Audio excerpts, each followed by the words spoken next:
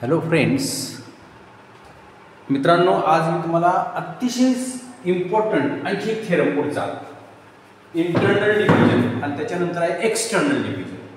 तुम्हाला इंटरनल डिव्हिजनचा जर थेरम समजला तर तुम्हाला एक्सटर्नल डिव्हिजन सुद्धा काहीही प्रॉब्लेम येणार नाही. याच्यावर एक नेहमी एक थेरम इंटरनल डिव्हिजनचा थेरम विचारला त्याच्यावर 1 मार्क्सचं छोटे एक्झाम्पल असतं.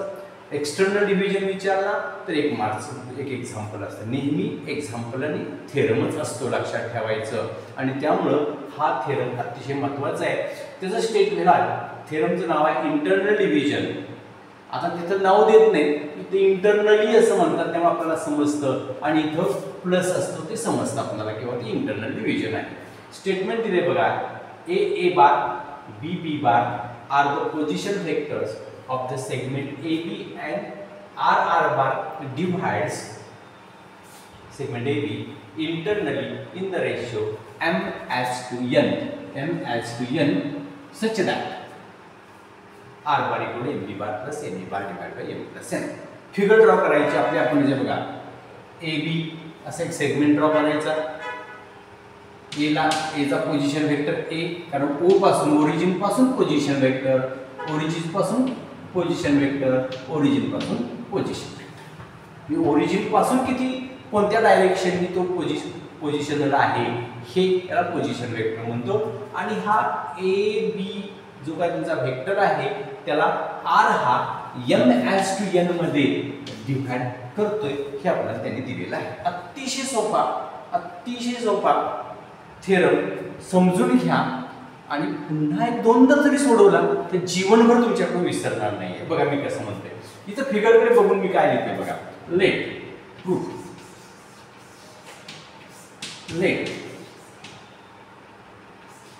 ए bar B bar and R bar be the position vectors of capital A, capital B and capital R respectively. हे मराठीचं सेंटेन्स आहे ते त्यात लिहायचं.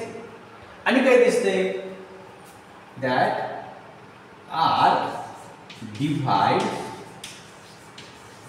point R divides segment AB internally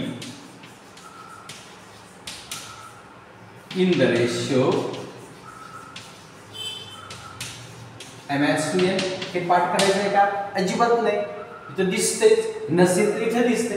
statement मध्ये दिलेलं असते R divides segment AB internally in the ratio m as to n. हे पाठ काय करायची गरज नाही, हे इथं दिसतंय ते लिहायचं आहे. स्टेटमेंट थोडंसं एक्सप्लेनेशन असलेलं कधीही चांगलं. आता इथं बघितल्यानंतर लक्षात घ्या, हा जो AR जो आहे याची डायरेक्शन अशी आहे, RB ची डायरेक्शन अशी आहे. म्हणजे दोघं कोलिनियर आहेत, कारण पॉइंट R मध्ये याचा अर्थ कोलिनियर आहे. ते कोलिनियर आहेत आणि सेम डायरेक्शन आहे. कोलिनियर आहेत आणि same direction. Therefore AR bar and RB bar, what is that? AR bar vector and RB bar vector are go in same direction.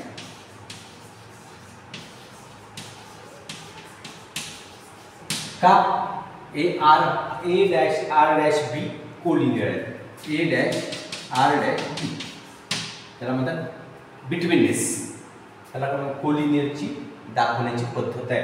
A dash R dash B हे collinear. एवढं तुम्हाला समजलं? एवढं जर समजलं असेल तर आपण पुढे जाऊया. मग AR आणि RB हे दोघं कोणत्या रेशोमध्ये डिवाइड करतायत? m as to n. So मी काय लिहिलं आहे, AR bar divide RB bar equal to m by n.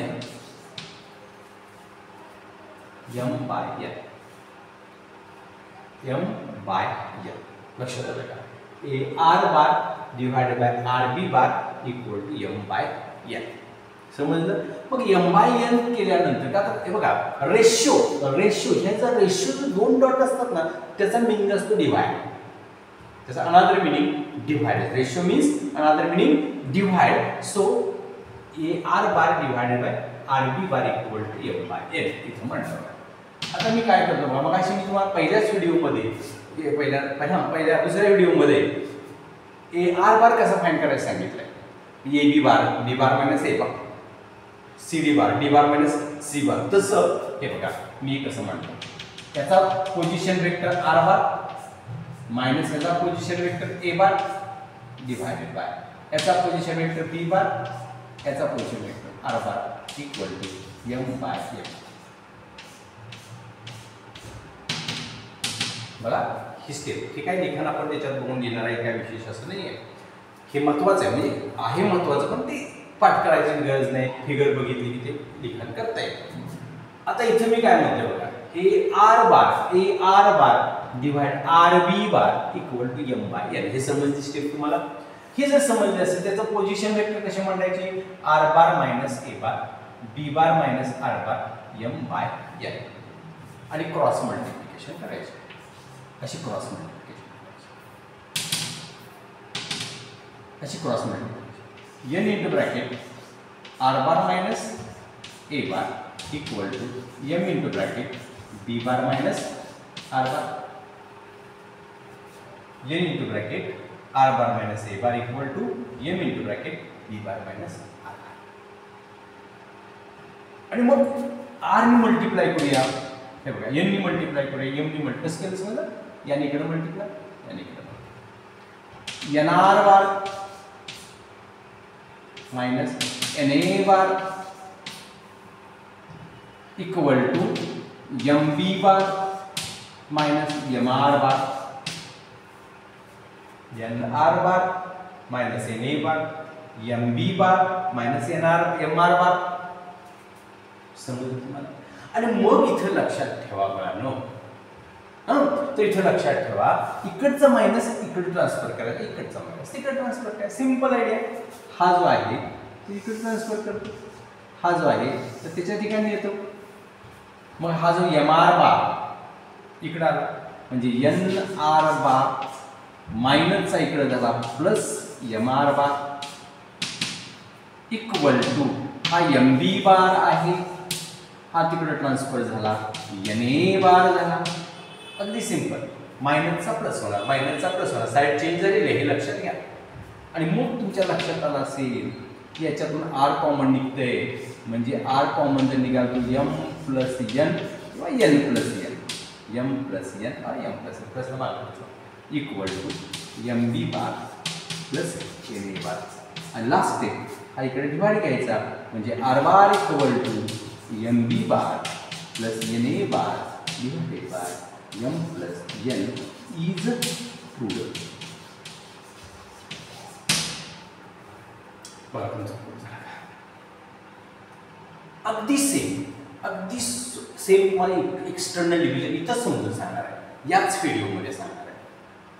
कारण हा समजला की तो समजलाच पाहिजे. हा इंटरनल म्हणजे आतमध्ये हा पॉइंट आहे. इंटरनल याचा आतून डिव्हाइड करतो, इनसाइड द सेगमेंटच्या आतमध्ये तो डिव्हाइड करतो. आता मी दुसरा जो थेरम हे समजलं, थेरम तुम्हाला सगळा समजला असेल तर तुम्ही एक्सटर्नल डिव्हिजनचा दुसरा थेरम सेकंड थेरम घेतो. बघा इथे इंटरनलच्या ठिकाणी एक्सटर्नल करणार आहे. काय करणार आहे? एक्सटर्नल डिव्हिजन चेंज काय करतो, एक्सटर्नल डिव्हिजन. स्टेटमेंट मध्ये काय बघा, A bar B bar are the position vectors of segment AB and RB that divides segment AB externally in the ratio m/n such that R bar equal to MB bar plus च्या ठिकाणी येणार minus, लक्षात घ्या एवढा change होणार आहे, plus च्या ठिकाणी येणार मायनस M मायनस N,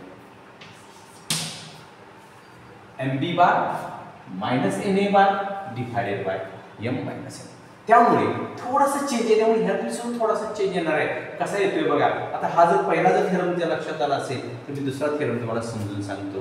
लक्ष देऊन बघा, शेवटपर्यंत बघायचा म्हणजे तुम्हाला काय प्रॉब्लेम येणार नाही. हे बघा आता मी काय करतोय बघा, हा जो R बार आहे, R डिवाइड कोण करतोय? R. तो आता करतोय आतून. आता म्हणते आपल्याला एक्सटर्नली म्हणजे बाहेरून म्हणजे इथं हा R बार इथे आणि हा जो B आहे ना B बार फक्त जागा कोणाची बदलली, बी इथं होता त्याची जागा बदलली. समजलं का? जागा कोणाची बदलली, फक्त आर आरची, म्हणजे हा आर आर बार आरची जागा बदलली आणि हा जो होता की नाही तो बी इथं बी म्हणजे तो एक्स्टर्नली बाहेरून काय करतोय तर तो तुम्हाला डिफाइन करतो. म्हणजे हा जो यम जो आहे तो यम एवढा यम टोटल ए आर हा यम आहे लक्षात आणि बी आर हा एल आहे. मग आता बघा ना समज चेंज काय समजलं का तुम्हाला? चेंज बघा फक्त हा आणि हा चेंज करायचा दुसरा थेरम तयार झाला. दुसरा थेरम तयार झाला, थोडासा चेंज आहे बघा. मग मी काय म्हणतोय हे आहे तसंच A bar B bar R bar be the position vectors of the A B R respectively. R divide segment A B intermediate मी करणार आहे externally in the ratio M as to N. A R bar and B R bar, कारण direction पुढे same आहे. A R आणि बी R, फक्त आरबीच्या ठिकाणी काय चेंज होणार आहे लक्षात घ्या. हा जो चेंज आहे तो काय होणार आहे, आरबीच्या ठिकाणी बी आर बार होणार आहे. लक्षात घ्या कसा झाला बघा. A R bar B R bar in the same direction आणि इथं चेंज होणार बी मध्ये आला त्यामुळे A dash B dash R means B is between A and R. इथं बघून व्यवस्थित लिखाण केलं. आता इथं सुद्धा काय चेंज होते पहा. ए आर बार आहे तुमचा आणि बी आर बार इथं कोण आहे, आर बी बार.